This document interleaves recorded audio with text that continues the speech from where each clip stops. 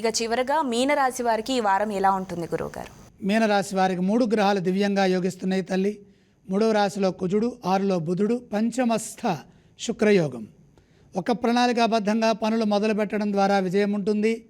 బుధయోగం సహకరిస్తుంది కాబట్టి వ్యాపారంలో లాభాలుంటాయి. బుద్ధి బలం బాగా పనిచేస్తుంది. అవసరాలకు తగ్గట్టుగా కృషిని కొనసాగించండి. లక్ష్మీ కటాక్షం సిద్ధిస్తుంది. పనులు మొదలుపెట్టిన తర్వాత మధ్యలో ఆపకుండా ఆశాంతం కృషిని కొనసాగించడం ఉత్తమం. మీ ప్రయత్నాలు సఫలమవుతాయి. ఆశించిన ఫలితాలు వెంటనే వస్తాయి. ముఖ్య కార్యాల్లో తెలివిగా వ్యవహరించండి. సమయస్ఫూర్తిని ప్రదర్శించండి. పంచమంలో శుక్రగ్రహం వల్ల ధనలాభాలుంటాయి. విశేష ధనయోగం సూచితం. అందుకు అవసరమైనటువంటి ప్రయత్నాలు చేయాలి.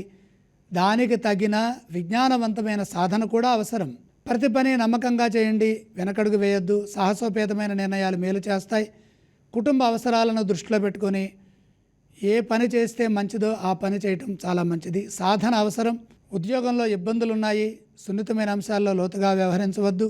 సకాలంలో మీ బాధ్యతలను మీరు శాంతంగా పూర్తి చేస్తే ఎటువంటి సమస్య ఉద్యోగంలో కలగదు. కొన్ని విషయాలని చూచి చూడనట్టుగా పోవాలి. ఇతరుల విషయాల్లో కలగజేసుకోవద్దు. వారాంతంలో శుభం జరుగుతుంది. మీనరాశి వారు ఏ స్తోత్రం పఠిస్తే బాగుంటుంది?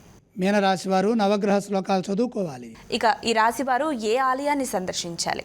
నవగ్రహాల్ని దర్శించండి. వీరు ఏవేవి దానం చేస్తే బాగుంటుంది? నవధాన్యం నవగ్రహ పాదాల దగ్గర ఉంచి నమస్కరించండి.